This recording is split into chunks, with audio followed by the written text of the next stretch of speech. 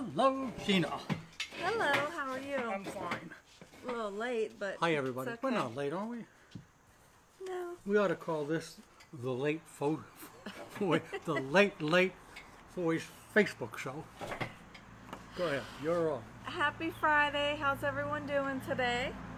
Welcome to Foys on Facebook. This is our 22nd show. And first I want to say happy anniversary to my mom and dad. It's their 34th anniversary. Yep. So I'm Gina, if you don't know. This is my dad, Jerry. Gagne, both of us. Gagne. And Veronica is behind the scenes. Last show was close to 60,000 views. Just amazes me, that's all. Me too. 60,000 and all around the world. Right. So today's show we're going to talk about miscellaneous pigeon stuff, anti-roost, the Durafork, pigeon eggs, water bulbs, all kind of stuff. Just stay tuned and you'll see what all we're talking about. The show's for an hour. After the show we're going to be doing the auction like we always do. The auction is from 4 to 4:30. 3 pairs of pigeons this week. They are on the Facebook site if you want to go on and bid. We do have several bids on all the birds right now, so don't wait till the last minute. Get your bids in now. Should we? I was going to ask you a question. They guess they all know about the question and answer part of it. Oh, go ahead and mention it. Well, just that what really makes this show more interesting is when you folks send in questions via Facebook. All you do is send a question. Veronica gets it. She puts it on the screen. You can't see, but we can see the screen. There's 2 questions now waiting to be answered. Just remember, if you have a question, there's a good chance somebody else has the same question or same problem. So give it some thought, and if you have a question, get on Facebook and send it to us. And just so you know, during the auction, we still answer questions. Yep. So if you have any questions during the auction, whether it's for the auction birds or anything else, just put it up there and we'll answer it. We do this show from our warehouse, actually, and there's a garage door to my left that's left open to give us some light. So if you hear vehicles or trucks, you'll know why. It's from the outside. Today it's overcast, but certainly a nice day. So yes. Let's start with questions. Oh, my phone's Might want ringing. to turn I'm your shut cell it phone off. Go ahead. Okay, first question. How you doing, David? If you see white around the windpipe and some white on top of the roof of the throat, like where the teeth of that thing that looks like a saw, is that canker? I'm reading it. I'm sorry. White around like the you know, windpipe. folks, we're not professionals. I forgot to shut my cell phone off, and then I couldn't get it out of my pocket. People call me, and they wonder why it takes so long for me to answer. Well, it's my phone, this brand new modern phone, is in my pocket. When I try to pull it out, it gets caught. All right, Dave. If you see white... What? Somebody's on there. Oh. If you see white around the windpipe and some white on top of the roof... White? No. On the roof of the curb. No. The only thing I can think of, Dave, and if you want to call me after the show or at home, it sounds to me like it's not canker. That's not where canker is located. I would lean towards something called thrush, T-H-R-U-S-H, although thrush generally is white spots, but it certainly is possible. So I don't think canker medicine will help a bit. One of the old world remedies was a bit of bleach in the water that will kill the thrush. We do sell a couple of products for that, but you might want to just try the bleach. I think you'll find that it's a product that does work. Did you shut it off that time? I will Popular after fellow. they hang All up. right. Another question? Or? Yes.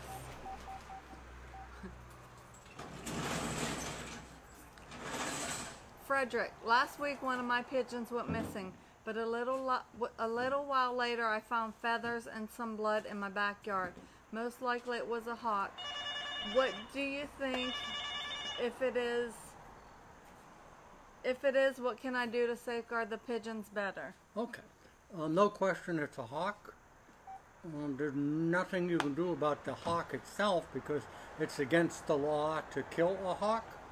But the only thing that you can do is to let your birds out at sporadic times. The hawk gets used to the idea, let's say you let your birds out every morning, well, that hawk is going to be there for breakfast, or if you let them go at the same time every day, it's going to happen. Here, let me fix it. I turned it off. I'm going to throw it out the door. So I'm pretty sure on the hawk, I was thinking about this, and it might be a bit on the expensive side, but I was going to look into it. Write this as a note. Do you know you're going shopping downtown on the main roads, and they have these 10 or 12 foot high things about that round. It look like a blown up balloon and tassels on the top, and the least of the wind, actually it's blown up with a little pump, it makes that thing go all over the place. Well, if you do that, if you try one of those things, you'll find that hawk will never bother you again, because that movement scares it off all the time, and the movement is never the same, so they just don't know what the heck they're going on. Might cost you $100 or so. I saw them online one time. But just think of what your pigeons are, the value of them. So you plug that thing in, and it just moves all over the place. I think there was one just down the road from us. What do you think of that idea? I just came up with that. That's great. So anyways, thanks all Maybe we should sell them. For sending us a question. Pardon? Maybe we should sell them. Well, I'm looking into that. There you go. Rick Wood, what's the best meds for respiratory disease? Well, respiratory is not a single disease. It sort of like, there's all kinds of lung problems in humans, and coughing problems, breathing problems. There's all kinds of respiratory issues in pigeons. So I can't tell you which one it is because I don't know which issue you have. I'll give you an example. I may have shared this on the last show. Maybe not. Gentlemen, we're going to have some Serbian high flyers on our auction this afternoon. And the gentleman who was kind enough to donate them is from Serbia. And in talking about, my mind just went crazy again. We were talking about respiratory. Okay, thank you. He ordered 10 birds from Serbia. I did talk about it. They went from Serbia to Holland, from Holland to Canada, Canada to USA. When they were picked up, those birds were in terrible condition. It was respiratory. And if you listen, I put the beak up to my ear and I could hear that bird. Just stop right there, please. Thank you. That's our post office. I'm sorry, we're in the warehouse and they pick up the products around this time. If you've watched this show, you know on a regular basis.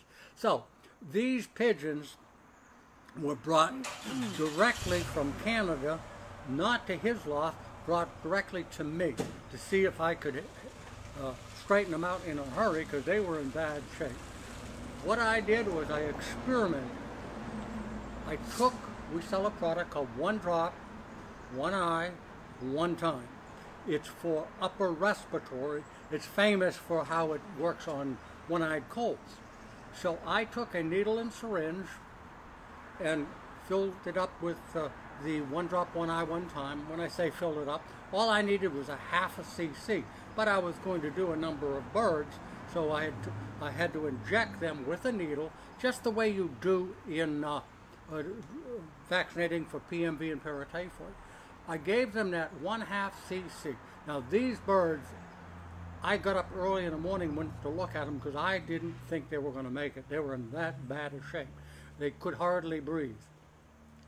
8 out of those 9 that I did, 8 out of 9, were in perfect health the next day. Bright-eyed, eating, drinking. I listened to their breathing, absolutely no problem. So to me it was a miracle. One of the other birds, the respiratory issue went away, but it developed some other symptoms, and we found out that was an inner ear problem, which is also in many cases respiratory. We couldn't treat that bird, but we kept it, and I've talked to Glomus, my good friend who's sort of monitoring the birds themselves. He said the bird acts perfectly normal unless it's under the least bit of stress, and then it starts walking in circles. So in answer to your question, I would offer 2 products for you to try. Don't have to buy them both. The one drop, one eye, one time. It's on our website, in our catalog. Or if you want to treat all of the birds, you can try Spiridox powder. Spiridox stands for spreomycin and doxycycline, 2 good strong products for respiratory that work better together than they do individually. So you can buy that in tablet form, or you can buy it in powdered form. My suggestion is, if you want to treat them all at the same time, try the Spiridox. If you've got a few that are really bad, or maybe only the ones that are bad, try the one drop, one eye, one time. I think you'll be real pleased. And I'd appreciate it, Rick. I'm sorry. I'd appreciate it, yeah, if you'd give me a call or email us and let us know what happens, because feedback to me is just so important. This was a personal experience. I don't know if you saw, he said heavy breathing and crackling sound. It'll do it. I didn't say, yeah, it's Rick Wood. You try the one drop, one eye, one time individually if you'd like. I think you'll be very pleased. Belinda is contacting us. Yes, Belinda. Are cedar shavings safe to use around pigeons? Generally speaking, no. You could probably, I wouldn't even say that. The cedar gives off fumes, which is what the cedar is famous for, the smell of cedar. It lines chests and things like that, furniture. I'm leery of it. I know people use it. I've used it a few times in a carry-on basket, but with a carry-on basket, the whole top and part of the sides are allowing airflow, so the cedar fumes go out fairly quick. So in answer to your question, I wouldn't use it in my loft on the floor. I wouldn't use it specifically as nesting material. Remind me, talking about nesting material, talk about tires. So in answer to your question, I would not. What would you use? Oh, okay. Remind me about the tires. Okay. Go ahead. What would you use? Oh, I would. No, it wasn't what I was going to use. I talked to a man today on the phone, and as most of you know, I give out my home phone number, and I get an awful lot of calls on pigeon health, and they want to buy pigeons. But a man called me today. He was losing young ones in the nest, and the first thing that, of course, came to my mind was that they might have paratyphoid. But we were on the phone for a half an hour, and he was telling me just about everything and anything that might have happened in the loft. And in passing, he said to me, you know, he says, I even bleach all of my nest bowls just in case, because a good friend of mine made some out of ground up tires. He says, and smooth them out, and they're great. All you have to do is wash them, and I bleach them, and I put them back. I said, whoop! That's what I said to him. Get rid of that. Some of you may not remember, a few years ago there was a scare with the white nest bowls, white Save-A-Day nest bowls, and it turned out there were chemicals in those white nest bowls that were killing the babies. Well, just think of all the chemicals that's in a rubber tire.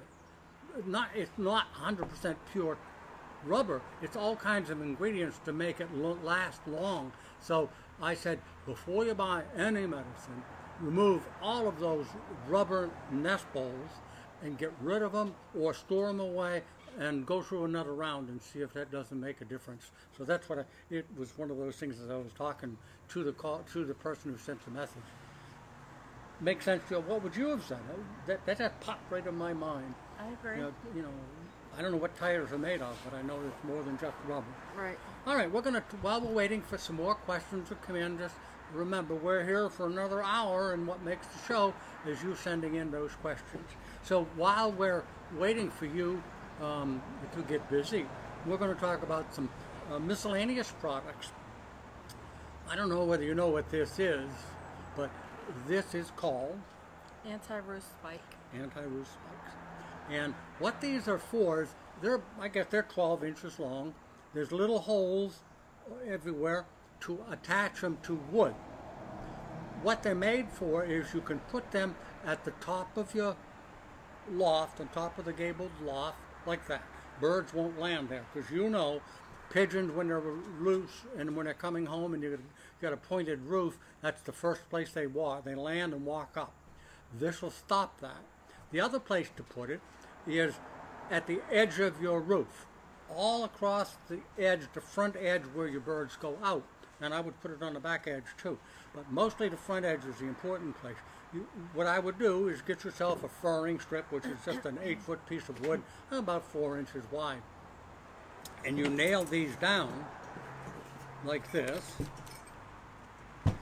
And you put them the whole length of the roof itself. The birds cannot perch on these. Won't hurt them, because they know from nature they can't do it. They may try and they're going to get pinched a little bit, but they're not going to get hurt. So if you've got a problem where you don't want your pigeons roosting, commercial companies sell these, and big companies use them too, because in their old factories and so forth they have a lot of pigeons getting in, and anywhere they roost they can put these on.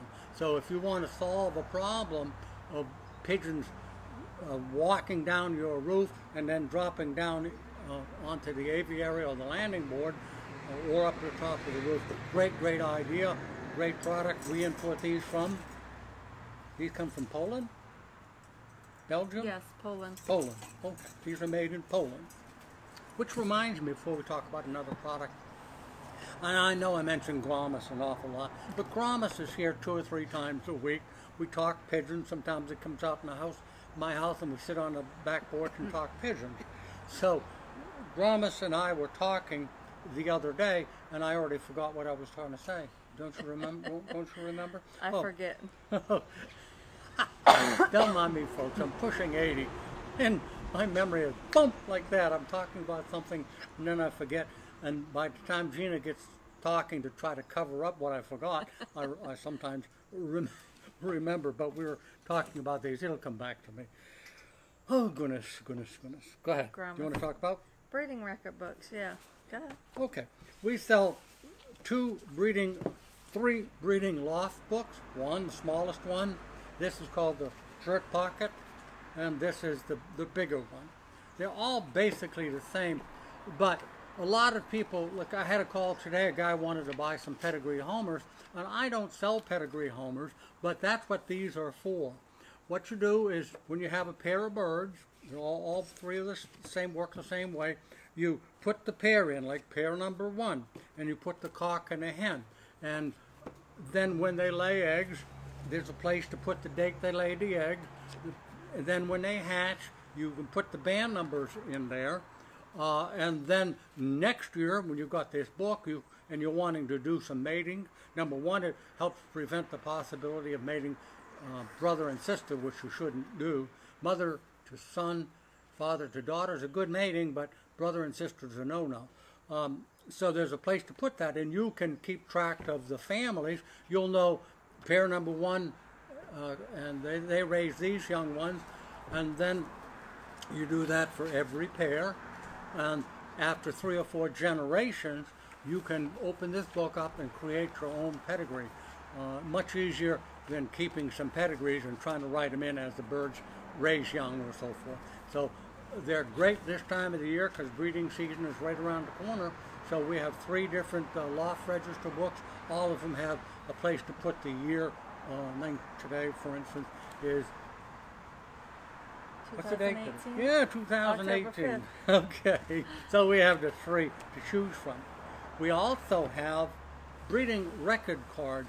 These will go in a file folder. They're basically the same as this, but what some people do is in their nest boxes on the side, they tack them up where they can keep track of the eggs as they're laid, or they may have a file in their loft where they slide in to keep track of everything. Because when you talk about pigeons, some of you, like me, even when I was younger, never remembered 2 or 3 generations where that bird came from. Some people can do it, and it boggles my mind how they do that. But with these, it keeps accurate records so that you know if you get a hit, what we call a hit, whether it's racing homers or whether it's a fantail or a showbird. You get a bird that's really, really good. Don't you want to know where that pair came from? Without keeping these records over the year, you may not know, because a good bird may not be so good the first year, but by the second year it's gone through a full molt, it might be a real winner. Or in racing, now into the second year as a sophomore, so to speak, it might turn into a great pigeon, whereas the year before it did nothing. But you got to keep record.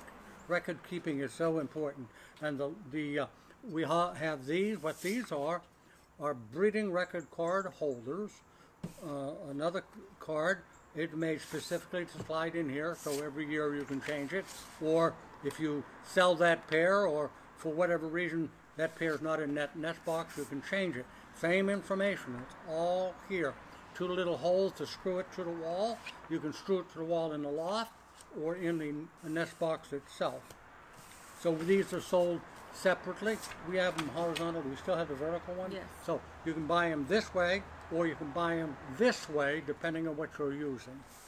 The last thing we're going to talk about, and I sold these back in 1970, so 48 years ago. They haven't changed one iota. Pardon? That's when I was born. When, in 1970? 70. Yeah. No. If I said 70, no, I said 70 years ago, didn't I, folks? You said 1970. Veronica, did I say 70? Oh, you don't want to get involved. Anyways. 70 years ago, I sold these under the name of Gagne Brothers Pigeon Supply. Hasn't changed a bit. We sell these. They fit into a binder. You might be able to find it at your Walmart or somewhere, but if you can't, we sell the binders for these too. So you buy a binder and you buy some cards, and if you run out of cards, you can always buy more cards without ordering a new binder. Did I do good? Very good. Okay. I still can't remember what I was talking about when I was talking about Glomus. Gromus. Yeah. It'll come back to you. For you who may be just tuning in, we have an auction after this show. Starts at 4 o'clock, and we've got 2 pair of Serbian high flyers from the best Serbian high flyer in the world. Nobody has better birds than these. And if you've sent in a bid, we'll go back to our topics again, but Veronica, what is the bid? One was 180. So we've got a bid for one pair for 180, another pair for 160, some 150, something like that. Yeah. So if you're interested in the high flyers, that you've got a little bit of time in that half hour between 4 and 5, but I wouldn't wait too long. People have lost birds, bids because they waited too long. So just a reminder, we're going to be doing that shortly. It's until 4:30, not until 5. Okay. But you can still bid now up until 4:30. 4:30 is the cutoff. You know, maybe I ought to run the show and put Veronica over here. Maybe you should. You know, she creates the catalog.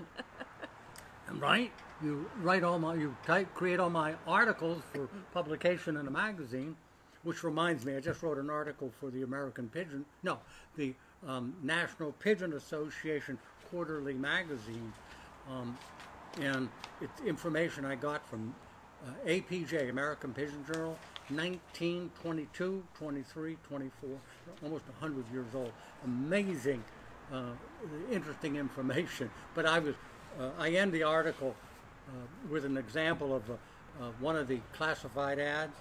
The man that was looking for him, his name was Joe. I don't know why I remember that. But it said, wanted 1 million pigeons. And so if you get the NPA Quarterly, you'll read a little bit about that, why he wanted 1 million pigeons. And he was serious. Okay. Anything else? Speaking of the MPA, if you're not a member, join. Yep. It's $20 a year to join the National Pigeon Association. Just type it in and the site comes right up, and you can print out an application there. For 20 bucks, you get one of the finest all-color pigeon magazines that you'll ever find. It's just a gorgeous, gorgeous magazine. It's worth 20 bucks, I'm telling you that, for the year. So give a lot of thought to that too. Now, I got a call. Here comes Glomus again, and it wasn't what Glomus, what I wanted to talk about before. Glomus called me yesterday. Remember those pigeons I told you came in with bad respiratory issues? And after we straightened them out, one of the pair laid 2 eggs. And he didn't know what to do because he had to move the birds. They had to be sent to somebody else too. And he had no young ones or eggs under any of his birds because he hadn't started to really get into breeding season. Well, I actually had a pair of racing homers that had laid eggs about 5 days before yesterday. And I took those homer eggs and I threw them away, and I put his 2 eggs under them. And he said, what good is that going to do? And I said, I promise, the birds don't know how old the eggs by feel. It's instinct. They know how long those eggs have been there, and they know when they're going to hatch. So 3 days ago, I went out and looked, and one of the eggs was missing. And I looked all over the place, and I couldn't find it. And I picked up the remaining egg, and it still looked good to me. You can look at an egg and know whether it's fertile or not. So I did finally find the other egg, and it was in that nest bowl covered up with feathers. And it had started to hatch, and it had died. But the other egg was still there, and the reason I wanted to move it, and I had called Glomus about it, the parents, the racing homers, left the eggs. That morning when I came out and checked, the eggs were cold. So I called Glomus and I said, hey Glomus, come get this bird if you've got anywhere you can put it. He only had a young, eggs maybe a week old. So he came and got them and put them under those younger eggs, so to speak. And I talked to him and he said, well, how am I going to feed these? Because big age difference. I said, go get some cream of wheat and get an egg and separate it, the yolk from the white stuff, and take that yolk, mix it up with some warm water and the cereal itself, the cream of wheat. And this is what brought it to mind. So what he's going to do, he's going to take this, or we have a smaller one, where the lid comes off, and he put the cream of wheat and egg mixture after he stirred it up, and he's going to put it in here, and all he's going to do is squeeze this down the bird's mouth, and the bird is going to be fed nutritionally. He was under the idea that maybe he could just give it vitamins and supplements. Well, that doesn't work. I said to him, you need to give the bird nutrition. It would be like you trying to live off vitamins and supplements. You've got to have nutrition in your body, food. So he's doing that, and I'm kind of anxious to see what happens. But you fill it up, you can feed the young ones with it. That's what we sell them for. Also, the racing pigeon people use these. They fill them up with water, and the day they take them to the club to be shipped to the race, as they catch the birds to put them in the basket to take to the club, they squeeze some water down the bird's throat so they're absolutely sure the birds have water in them at least overnight when the birds are shipped. They're not thirsty before they even leave. So that's another use for those.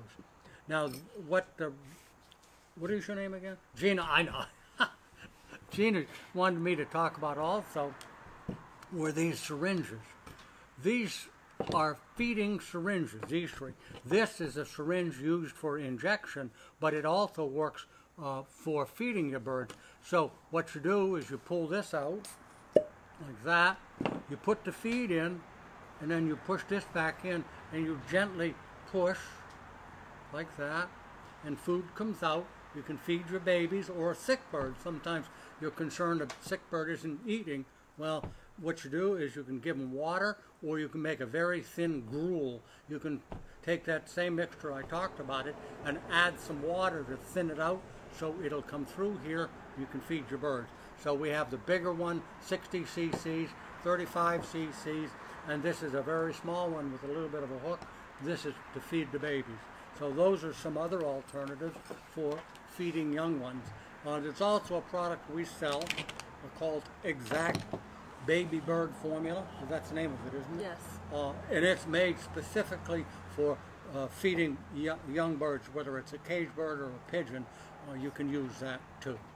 All right. We also have Squab Formula and Formula 3. What's the first one? Squab Formula and Formula 3 for young birds. Finna, you mentioned Squab.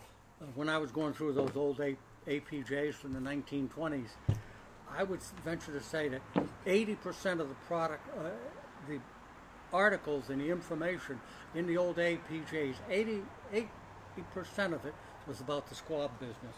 Back in the 20s, squabs were very, very popular by pigeon people, and they raised them for meat for their own home, or they sold them as squabs. Okay, let me take a drink of my liquor. Why don't you talk about the signs? We have several different signs. We have pigeon crossing, chicken crossing, parrot, parakeet. Yep. And we also do custom signs. So if you have a picture of your specific bird that you would like on a sign, we also do those. There's the chicken. Yep. What else do we have? Anyways, we have all those. Yeah, like I said, I like the idea. It's custom. You put us in the shade, didn't he? Yeah, he did. Is that a problem, shade-wise? No. Okay. All right. UPS just backed up for their truck. All right. Eggs. False eggs. All right. We sell two types of eggs. One is wood, and the other one is plastic, and the plastic is filled to give it weight so that the pigeons think it's a regular egg. We sell them for parakeets, canaries, pigeons, and in chickens. In chickens we have the white and we even have the brown. And if you're interested, what these are used for in pigeons and in other birds is if you want to stop breeding. When they lay, you throw their eggs away and you put these under them, either plastic or wood. And the chickens don't know the difference. The pigeons don't know the difference, and they'll set them for the entire incubation period. Then they'll realize that they're not going to hatch, and they'll leave them. When you feel them and they're cold, you take them out. They'll lay again in a couple of weeks. Do the same thing if you want. And that's for people who can't separate the hens and cocks during the year, during the non-breeding season. So this is what you do. I use them all the time with me because I don't want to raise too many pigeons. So if a bird does lay during breeding season, and I don't want young ones from that particular pair for whatever reason, first what I do, and this is kind of repetition, when a bird lays an egg, I put the date on it with a Sharpie. It just tells me the day that they laid the egg. So that if I got, like today is the 5th. Today is the 5th. I write 5 on it. There's only one 5 in the whole month. So I write 5. And then let's say 2 days from now, a bird lays an egg and I write the 7. Well, let's say, for instance, somebody wants to buy the pair that laid the eggs number 5. And I want eggs from that particular pair. What I might do is go to the number 6, throw their eggs out, take the number 5, or number 7, I'm sorry, and just switch the eggs, or throw the eggs away from the pair you want to. I'm confusing myself. From the pair you want to keep. You're good. From the pair I want to keep, I put them and move them. So it allows you to move some eggs around. We're going to have to put silencers on those UPS truck doors, aren't we? So anyways, too loud. What we want to do is the chickens, it's the same way. Vicky, you can go that way, all the way. Okay. We got to get my wife on the stage too. Yeah, come on, Mama. Mommy. All right. Remind you, if you have a question, we still have about 25 more minutes. If you have a question, please send it to us and we'll answer it on the line. Why don't you use a couple of the questions that you have, and then we'll go back to Pride. Oh, let's do another product first. Okay. See, I don't run the show. I just make suggestions. She says Here. yes or no. All right. I've had it happen many times. It's going to happen mostly with birds that you fly. And pigeons that fly, as you know, fly in a group. And there's usually one bird out front and or two on behind them. All the rest of the birds are following. Well, with all of the wires we have, both the cable wires, the phone wires, the electric wires, sometimes the birds out front don't see the wire. And they hit the wires and it'll bust their legs. Both of them. Sometimes it'll kill them if it hit in the chest.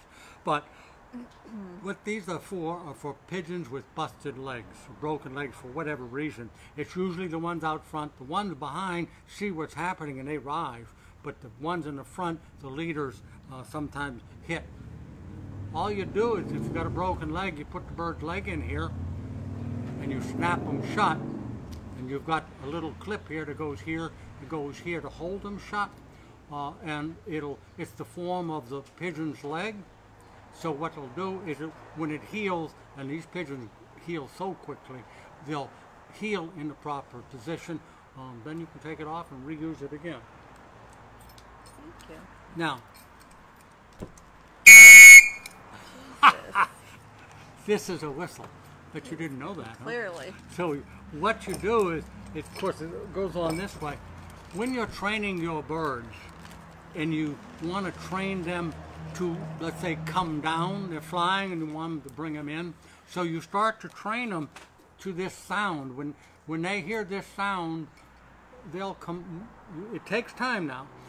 First you've got to go backwards. You've got to train them to recognize this sound as a source of food. So every time you feed the birds, you blow the whistle. They recognize when they hear that whistle, in the loft, they come flocking to the feeder even before you put the feed in. Once you've got them to that point, it takes a little while to train them, but once you've got them trained to that point and the birds are outside flying, if you blow this whistle, now keep your birds hungry when you do this, when you blow this whistle, they hear it, and boom, they're coming in. Or maybe you've got a hawk in the area, or for whatever reason, maybe somebody's showed up that day and wants to see some of your birds that they're out flying, blow the whistle, they're coming in. And always, always, when you blow the whistle and they come in like they're supposed to, have dinner on the table. In other words, have some feed in the feeder so they're rewarded. Because if you don't do that, they'll, in a short period of time, they'll forget what the whistle means. So you've got to keep at it. Very good. Well, that thank was you. loud, though, in my ear. That was loud. Okay, you do that one. Now, hold on. No, okay. We had a question. All right. Gromus asked why you let his pigeon go. No, he asked why I let it go. We had some pigeons donated, some very good pigeons, and somebody accidentally let one go. We were transferring them from a basket to a cage, and these were very, very valuable birds.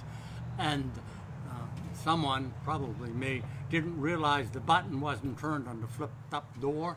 So I took one bird out, and the door dropped back down like it's supposed to, and I put the bird in the cage.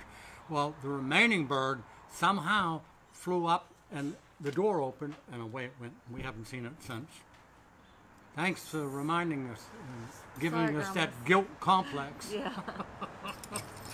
Accidents happen. Yep. We're going to have your birds up for auction in a little while, Glomus. This is a... Judging stick. Thank you. And I forgot. A judging stick that has a pen on the end. You want to get your birds used to these. So, we often have them at the shows when we go to them.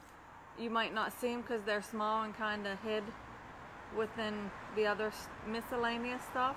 But just ask for them and we'll give one to you. The whole reason is like anything else I was just talking about, getting the pigeons used to the whistle. Well, this judging stick fits in your pocket, and as she said, It's a pen, which it comes in handy, especially if you're a judge, because you have to write some notes on the card sometime. But it's important not so much to take it to a show unless you're a judge, but to put your birds in a cage like we're going to be using, a show cage, and train them to get used to this judging stick. Because the judge will open it up like this, and he moves the birds around, makes it stand up taller, moves its head, turns it around, whatever, trying to get it to pose. So it's a good way to train your pigeons using a judging stick. Good job. Absolutely. Now we have this. All right, this is the sexy part of the show. This little handy dandy thing. It's the sex indicator. Will tell you what the sex of your pigeon is. Some people believe in it, some don't.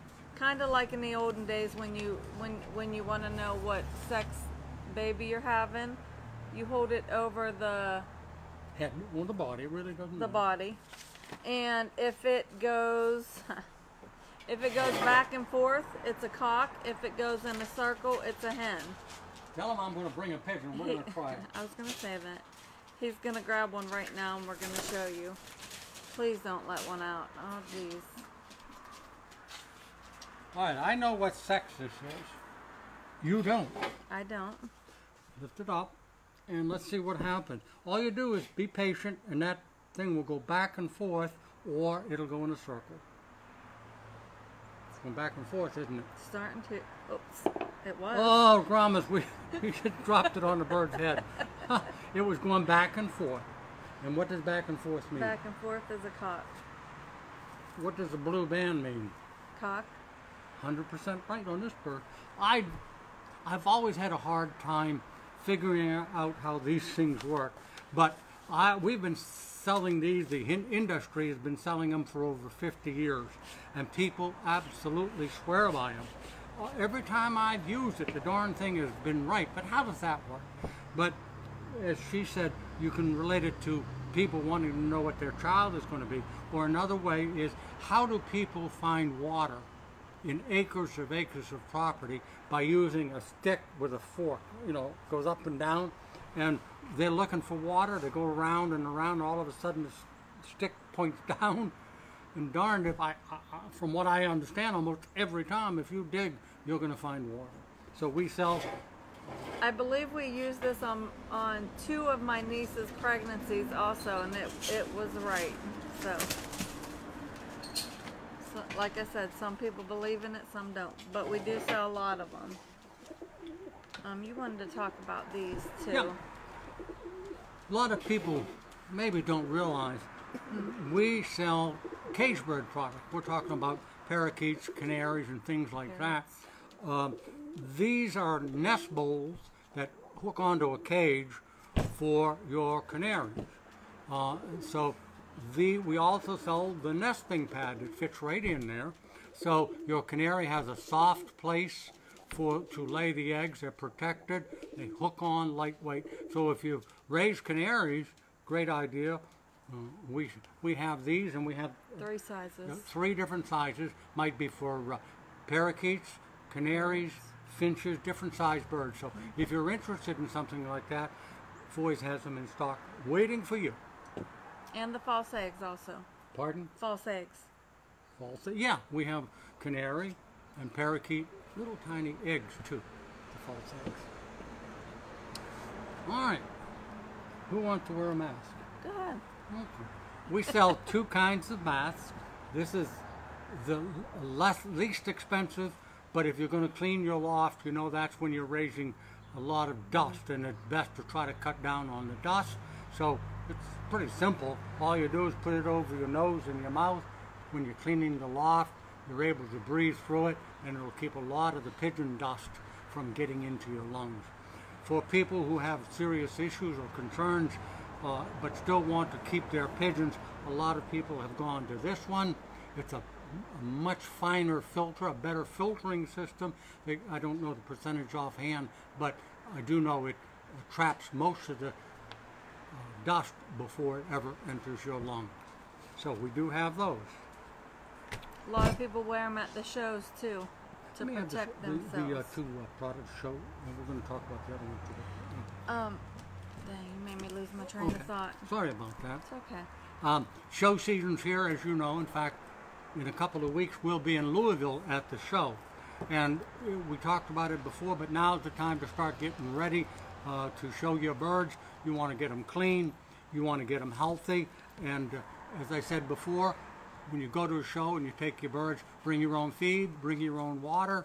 These two products, one's called Healthy Show Water, one is called Airborne. They're to keep your birds healthy at the show. Don't let anybody water your birds. Bring your own water and use a little bit of this as directed. Same with this. Bring your own water, mix it with this, and you'll have a lot better chance of going home with healthy pigeons. I know what I was going to say. We are taking pre-orders for the 2019 year bands. You can order them now. They will ship the end of December. And if you want a certain series of numbers, you have to order at least 100 bands. But if you want a certain series, then just ask for whatever series you want when you give us a call. A lot of people call in March and April and want a special series of numbers. It's impossible. They're gone. It isn't like, Right. well, we'll order another pack of low numbers. Those are the only ones there are. That one, so 1 to 100 or 101 to 200, that kind of thing. Or what about a name and address bands? They can order them anytime. Anytime. Right? Yeah. So personalized bands, you do have to order those off the website. You cannot call and order them, only on the website. And if you're going to order special bands, order them early. It takes, what, 10 to 12 weeks. 10 to 12 weeks. They're made in Belgium. So you order from us, we send to Belgium, they make them and send them back to us. So if you want your name, your address, your telephone number, whatever you want on the band, order those early too. Maybe order the same time as you're going to order your leg bands.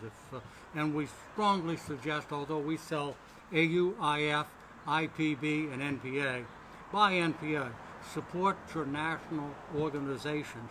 The hobby's not growing, and it requires the national organizations to keep us going and running these shows that we have. So support the NPA. Join it. I just wanted to, for anybody that doesn't have our number, I'm going to give you our phone number. I forget it. Oh, no you don't. 724-843-6889. I was going to give the other one, but I forget it. Before you do that, I want to talk about that. Yeah. Remember, we've got about 10 more minutes. If you've got a question that you're pondering, send it to us via Facebook, and we'll answer the question for you. About a week ago, I found this in my stuff. I have all kinds of stuff, and I might have mentioned I'm selling all of my old books to raise money for the NPA Legacy Fund Trust. And when I was looking through my stuff, I found this. And I had no idea what it was. And it took me a while. I read the outside, and it said unique pigeon, and something else there, and I can't read it. And there's some other information. I got on the internet, and I sent over to a company in England that sells clocks. And of the 1,000 clocks they had, I was getting excited. I thought I had something valuable because it wasn't there. But they emailed back, and they said, "Sir, you have a clock, this clock," and I'll show you how it works. It was made for racing pigeons in 1913. 13. So it's 105 years old. And basically you can see it has a timing system in the back that looks like a watch. There's the clocks. It's made back then to clock 2 pigeons at a time when they come home. And what these are is when a bird comes home, there's a rubber ring back then on its leg. You took the rubber ring on, you dropped it in here, and you slid it in here. And it stamped the time, or it set the time on the clocks. Then on the other side, it's the same thing. Wait until you hear what these are worth. You'll be amazed. So there it is, one on each side. So 2-bird timer. It goes in here like that. Thank you. Very heavy too. Made of steel. Slide it in there, and you turn this little nut that goes on here, and then there's a lead seal wire that goes in through here to lock it all up. Well, as I say, I was pretty darn excited. 1913, 105 years old. Guess what it's worth? Not much. They quoted me, they weren't sure, but in England, they sold for 25, 30, maybe up to $50 a piece. We're going to be offering this on one of our future auctions. So if you forget what I just told you about the price, maybe we'll get $100 for it. Go ahead. You going to show your belt buckle? Oh, yeah. I don't know where I got this other than people send me stuff, and somebody sent me this. I hope you can see it. It's a belt buckle, fine leather, tooled belt. I'm guessing it fit about a 38-inch, 40-inch waist. But the unique thing is it's a pigeon. And I don't know what the stone is. I thought it was mother of pearl, but somebody said no. So it's some sort of a stone, and it has a pigeon on it. And it just locks into your belt like that. So a unique gift. I don't know how old it is, but it's very, very old. So if you're interested, it'll be on a future auction also. Yep. We have 3 size scoops. This one is what I use every day to feed all of my pigeons. I know because I use the same thing all the time. One section might get a full scoop, another section might get a half a scoop. So this is what I use for feeding my birds. You might be able to find one locally, but in most places you're not. So we have these different colors. This one, pardon? Just one color. Well, like I say, there's different colors. There's white, dark white, upside down, and sideways white. Is that what you meant? Yeah. This is what I use to give my birds grit. So I have a little 12-foot wooden grit feeder. In some cases they're either, well, it doesn't matter what kind of, but they're 12-inch. And this goes into the grit. Once again, because I use it so often, this is what I use for my grit, put it into the grit feeder. This is a lot smaller. What we use this for, if you've got a tight space, you want to get the feed in, or the grit. What I found is very valuable for me is, as you know, we sell the breeding units, which we have the metal ones, we have the plastic coated metal from China, and they have little areas where you put your feeders in and slide in.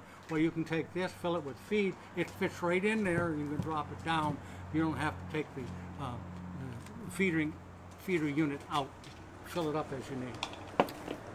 Golly, where are you coming up with all this stuff? We've only got 5 more minutes, folks, and then the auction starts. 7 minutes. 7 minutes. Well, it depends on whose clock you... Wait a minute, let me get my clock. Maybe it'll tell me the time.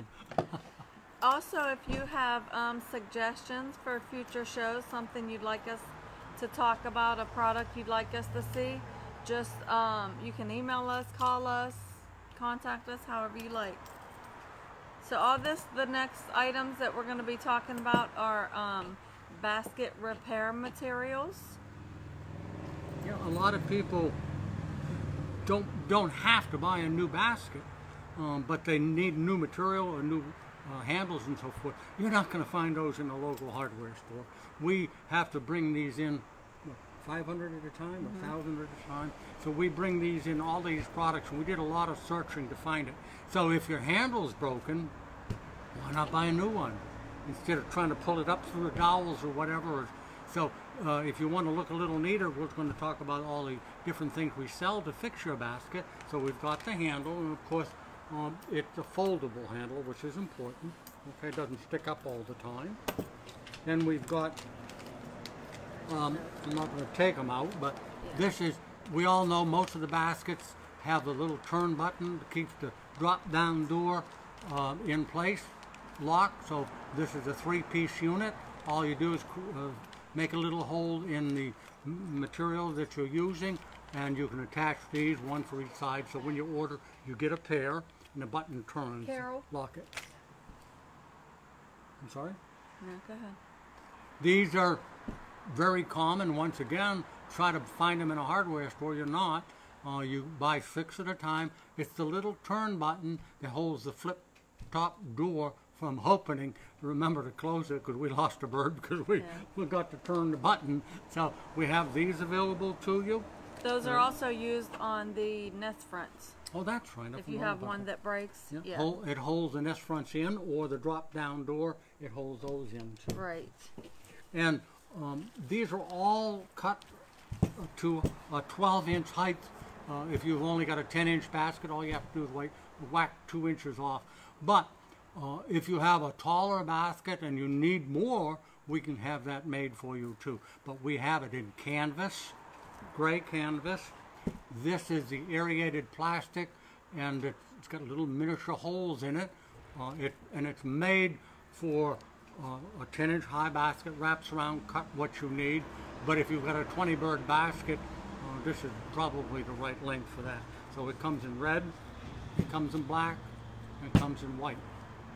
So these are the plastic, air ventilated, and this is the canvas one. A lot of people use them on their collapsible basket.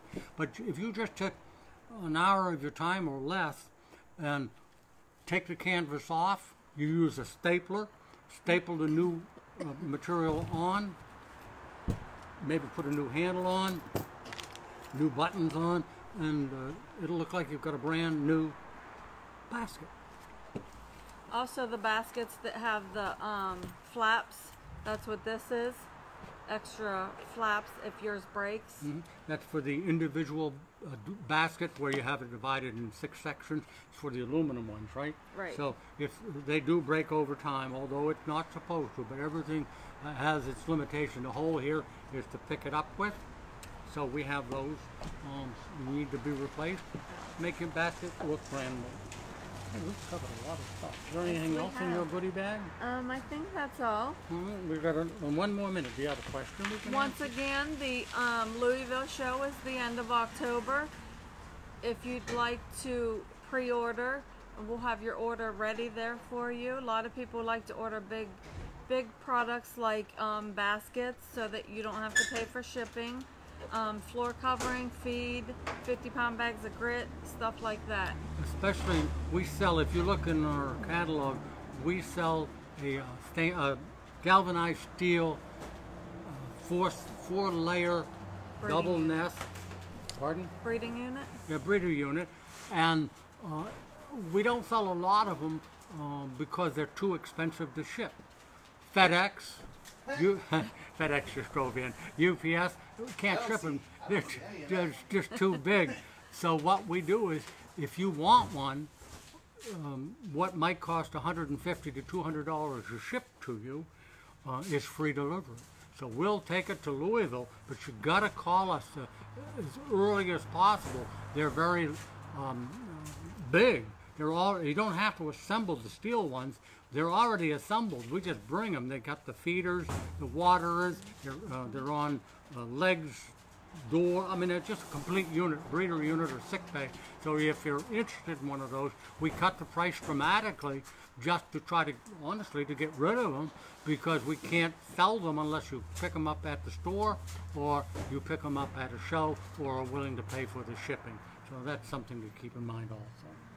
So Louisville is the end of October, and then after that we have the Big Apple show in November, and then January is Lancaster.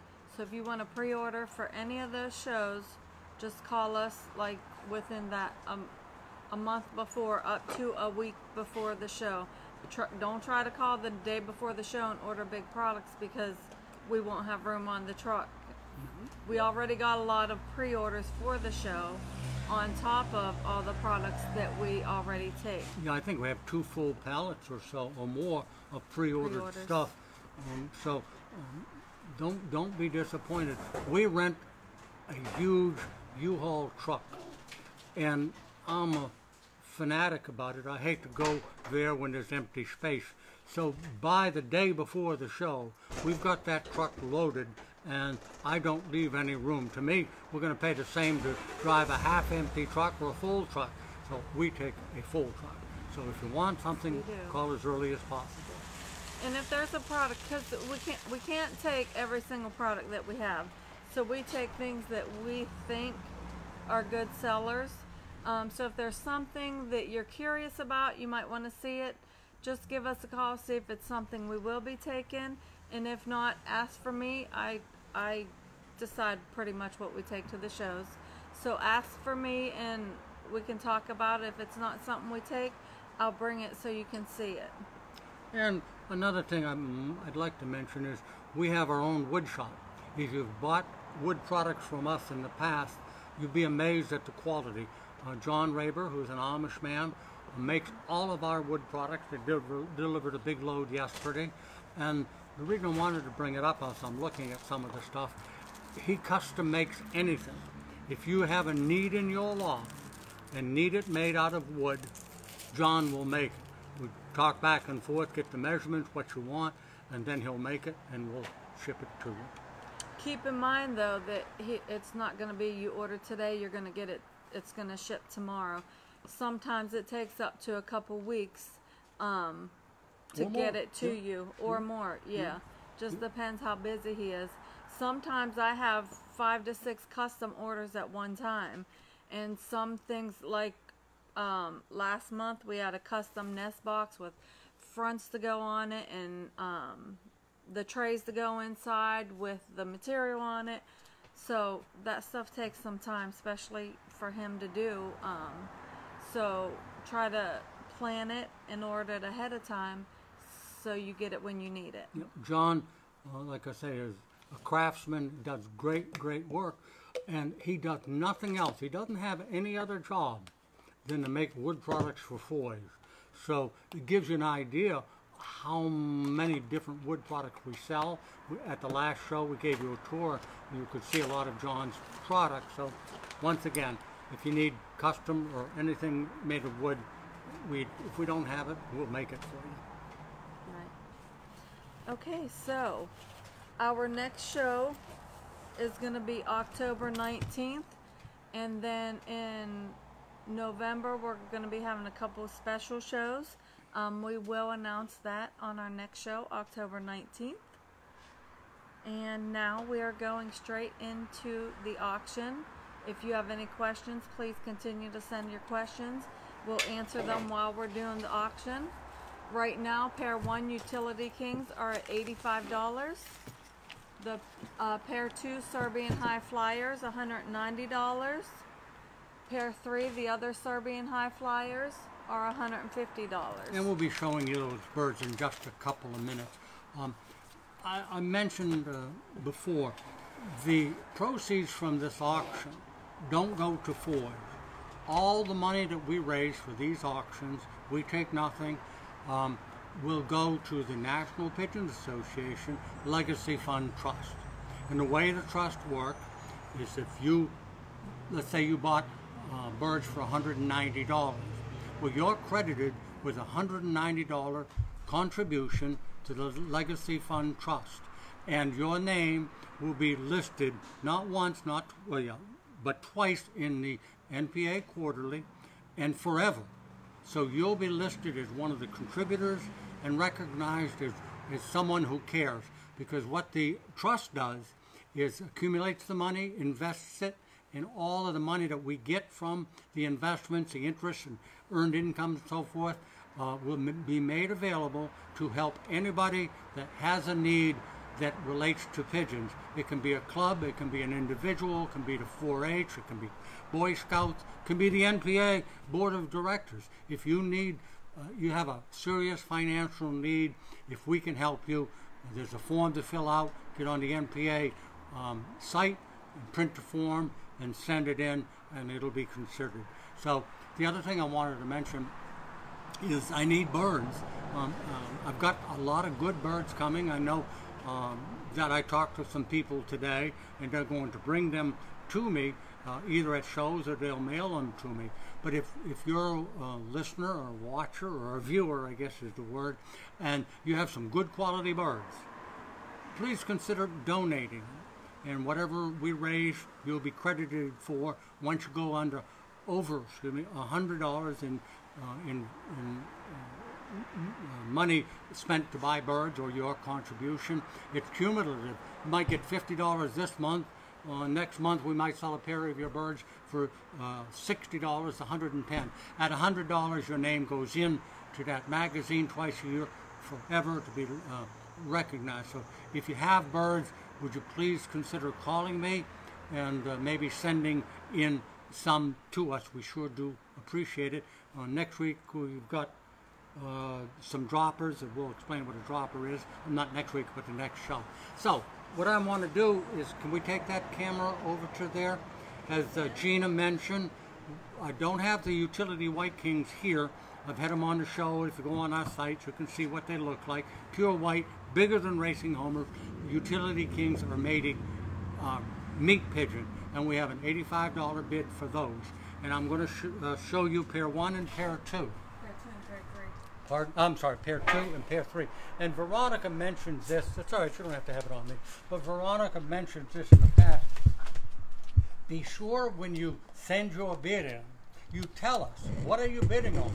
Because a lot of people in the past send in a bid, but they don't tell us. So that's why we've got pair 1 is the utility king. Pair 2 are Serbian high flyers. Pair 3, Serbian high flyers. Do you have the name of the gentleman, Gina, or did you bring it, that donated them? Okay.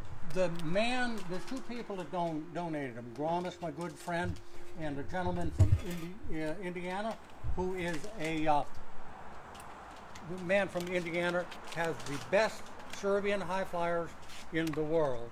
So that's the pair number 1? Pair 2. Pair 2. We're going to sell pair 1 first? Or Pair 1 is the white one. Pair 2, okay. Here's pair 2, Serbian high flyers. The blue bar is the cock. The blue check is the hen. The blue check actually has the band from Serbia. It's not an American band, but we do know one year. Well, I'll tell you what year they are. Hold on just a second.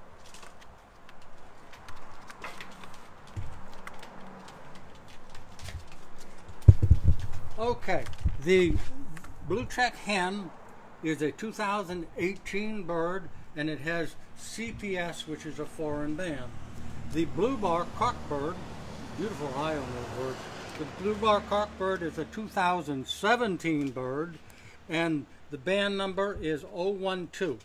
The bird was bred by, or raised by, or bought from Serbia, from Mr. Mihalo.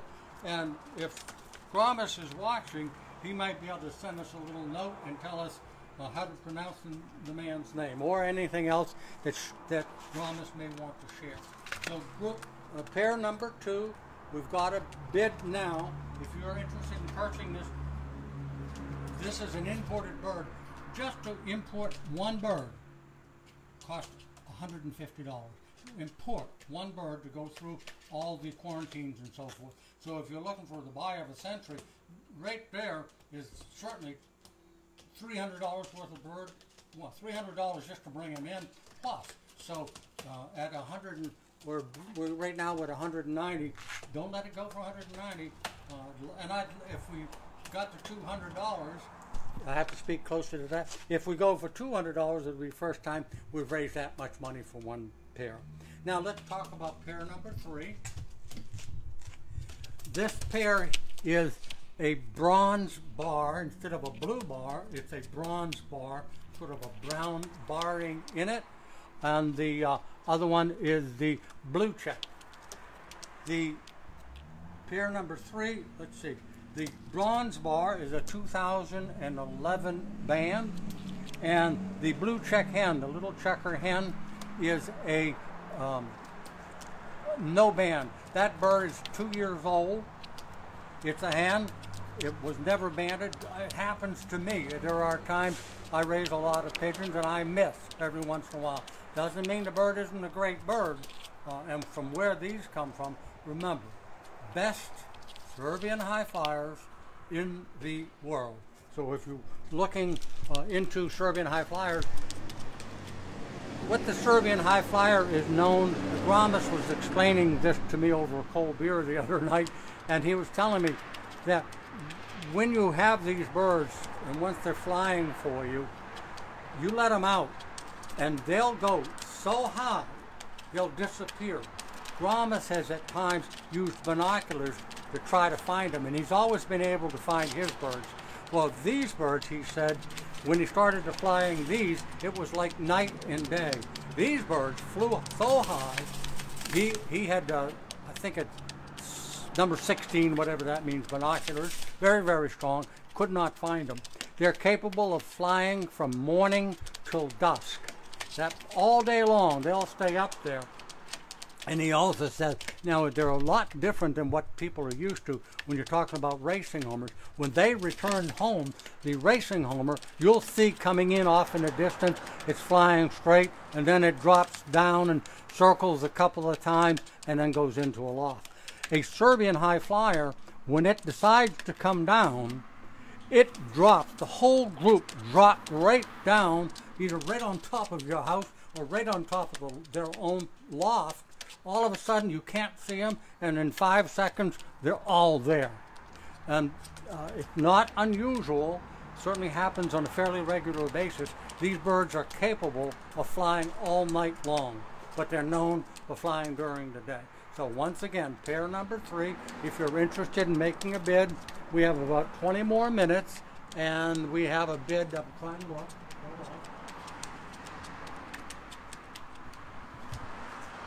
Okay, this pair number 3, we have a bid for $150. Heck, it costs $300 to bring these birds in. So if you're interested, don't waste the 20 minutes. You've got time. All it is, it's a $10 increment. So if we're at $150, you can go $160. If we're at $190, you go $200. And then we ask, as soon as the show is over, you contact us and use your credit card, or if you want to send a check, you work that out with the girls, tell them what you're doing, she'll give you the total, because you do have to pay the box for the box and the shipping of the birds to you. Yeah.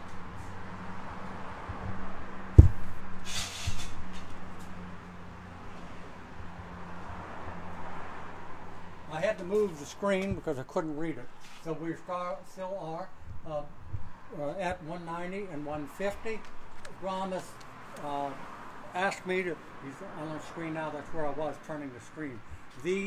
Most of these birds come from, or directly down from, his last name is Martinovic, M-A-R-T-N-O-V-I-C. How do you pronounce it, Gina? Martinovic. She's close enough too. Or Gromus. Any questions, please give us a call. Is a question, Steve? How old are these birds? Pair number 2. That pair number 2, one's a 2011 and one's a 2000. Not 11.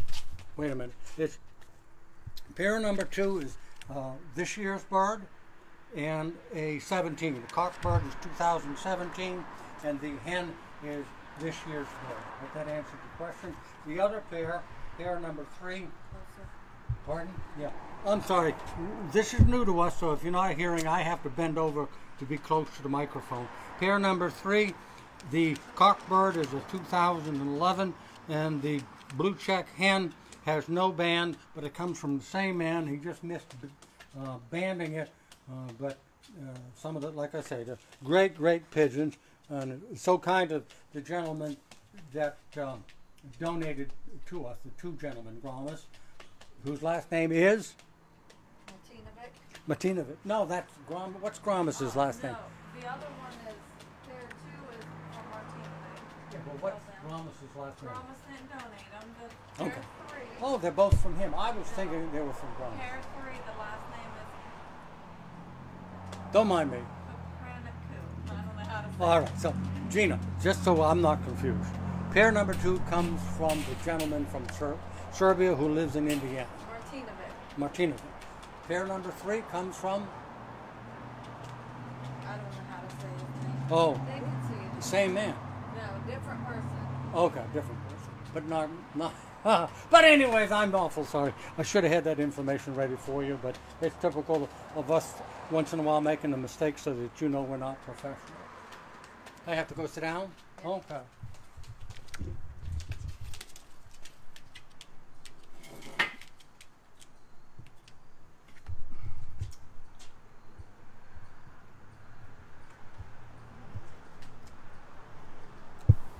We also mentioned that, again, if you have a question, you still have time to send a bid in. There's a gentleman. His last name, his first name is Y-L-L-I. His last name is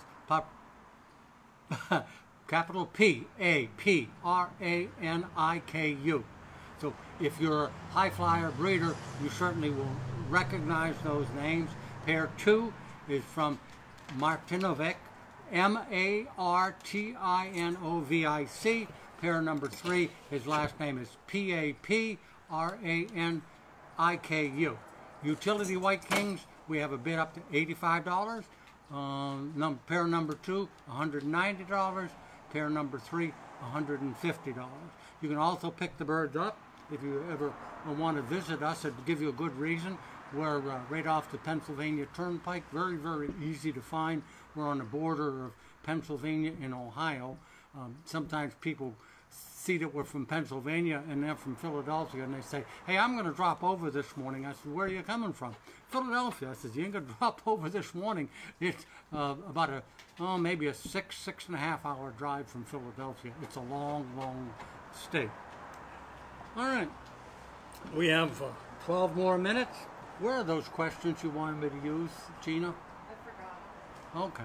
We have some questions that are sent in on a regular basis. Had a gentleman give an idea of what we try to do for you. Had a gentleman call me and he says it's not the molt, but on the top of my pigeon's head, down from the beak up to the top, the feathers all look weird. They're sticking up straight, but it's not the mold. They're not losing them. They're actually growing. And I said to him, why don't you just email me a picture? Which he did. And I looked at it. It was strange. I didn't recognize what the problem was. So what I did is I sent an email to 2 different veterinarians. One, all of you know, I'm a good friend of Dr. Botha in South Africa. I sent him the picture, and I sent a picture to Dr. K, and hopefully they'll get back to us and let us know what the problem might be, and if there's a solution, what can he do to prevent it or make it go away. If also, I had a question this afternoon before I came here. We get questions all the time, and the guy was looking for a rare breed. I'm trying to remember, I can't remember what the breed was. And I looked in Purebred and I looked in the Quarterly, and there was no information on that particular breed. So what I did was went into the NPA membership. Oh, I know what the problem was, and I'm sorry it wasn't a breed. He could not find pigeon feed. He lived in Wisconsin, couldn't find anybody that sold pigeon feed, and he was being forced to buy chicken feed or pellets. So what I did for the gentleman is I went to the Quarterly magazine, and I found the membership list, and I went through the membership list and found the state of Wisconsin.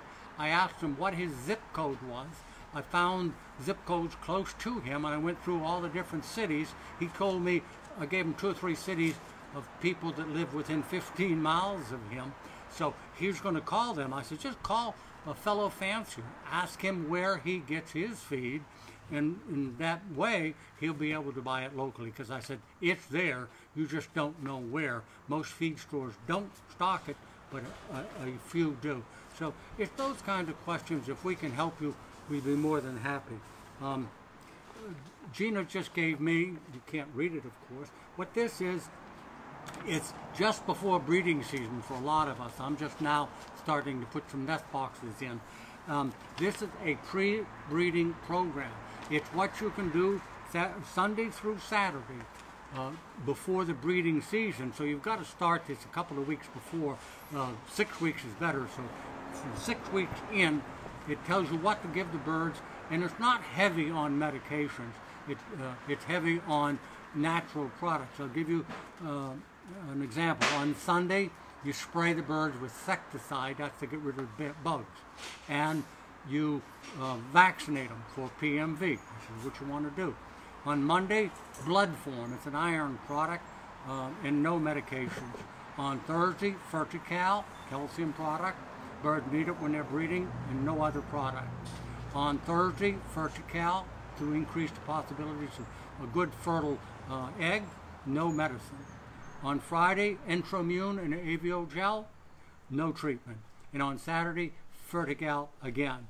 And then the next week, so it goes, I can go on and on, but it's week 1 through 6, and everything you can do before the breeding season. If you'd like one of these, we'd be more than happy to, not me, but certain individuals named Gina will be glad to scan it and email it to you. Or if you don't have email, well, I guess you would almost have to have email if you're watching the show, right, Gina?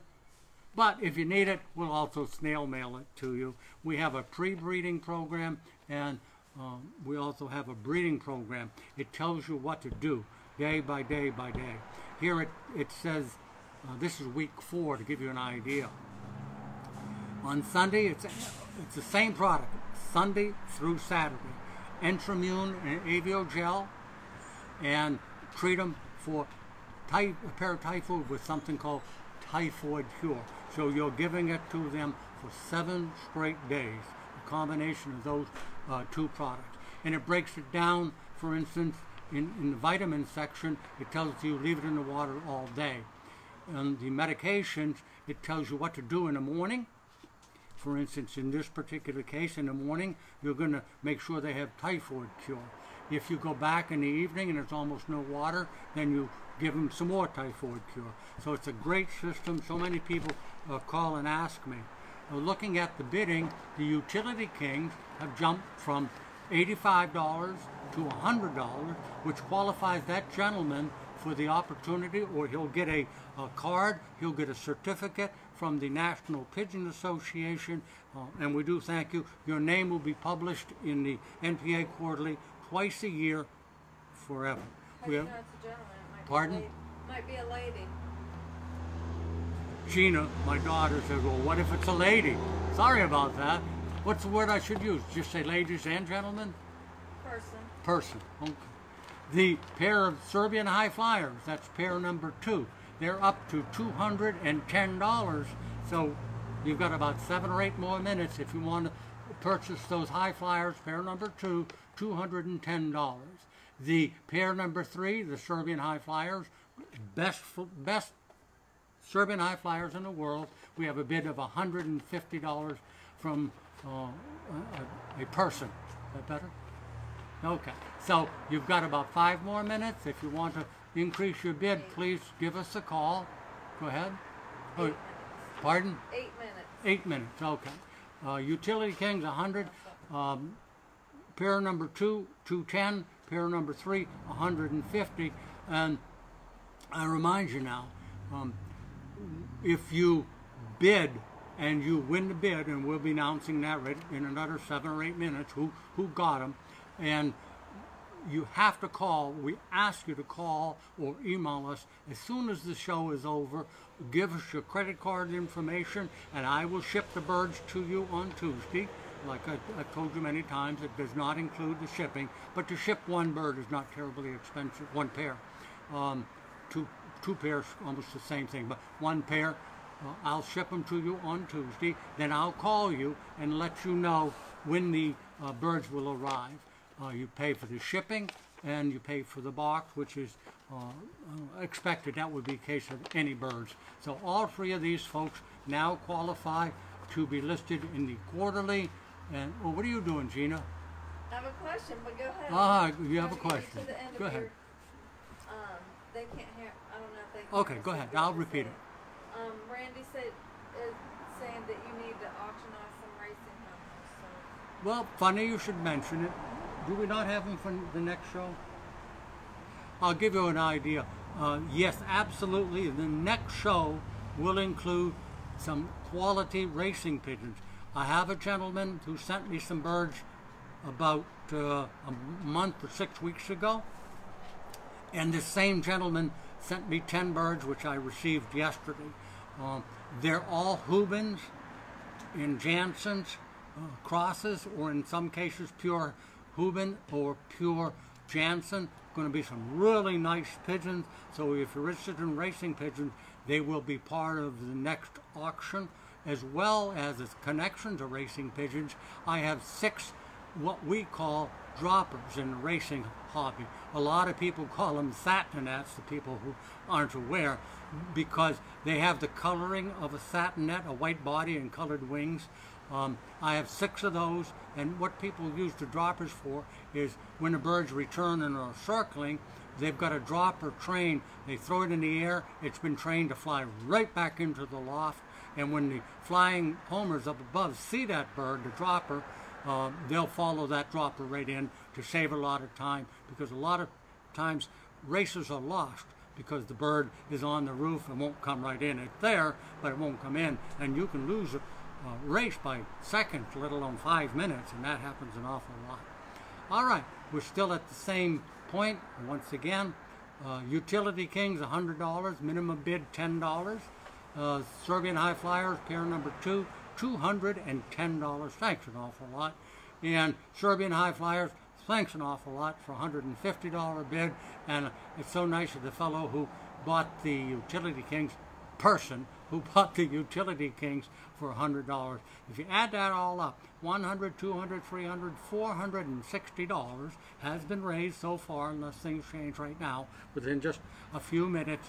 All going to be invested in conservative funds, accumulated with all the rest of the funds that we've raised, and all the earned income from those invested funds will be given back to the hobby to help this hobby last even longer.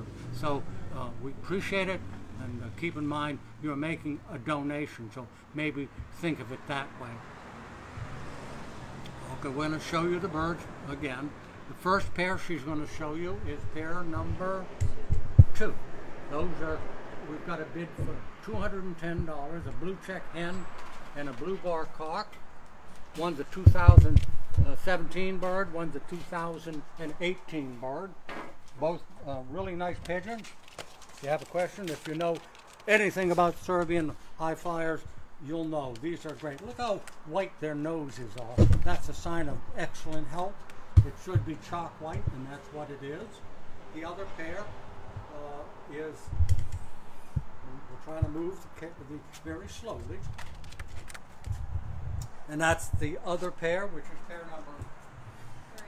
Pair number 3. We have a nice big blue check cock that's in front of his hen, and that hen, kind of a different color. It's a bar, but it's a bronze bar, not a blue bar. The bronze bar is banded, and the blue check cock is a young bird, no more than, if I remember right, I think Grom is, it's about 2 years old. Breeding male from the same stock, so to speak. They're all the best Serbian High Flyers in the world. 2 more minutes, 3 more minutes.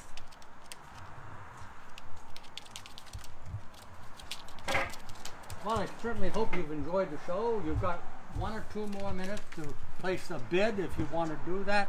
You have a couple of minutes. When I say place a bid, you've got to go on Facebook, and on Facebook you send your bid in. We'll recognize it immediately. Veronica will put it up on the screen. So how much more time? We have 2 more minutes. Should I count to 120? No, 2 more minutes. We thank you for your participation. Thought I'd maybe, while we're filling this space up with a couple of questions. We get emails all the time. Pardon? Something just flew in my hair. Oh. Here's a question, and pardon, 1 more minute. Dr. Bosa answered this question. The question was, he had a bird, says, needs some help, fellas.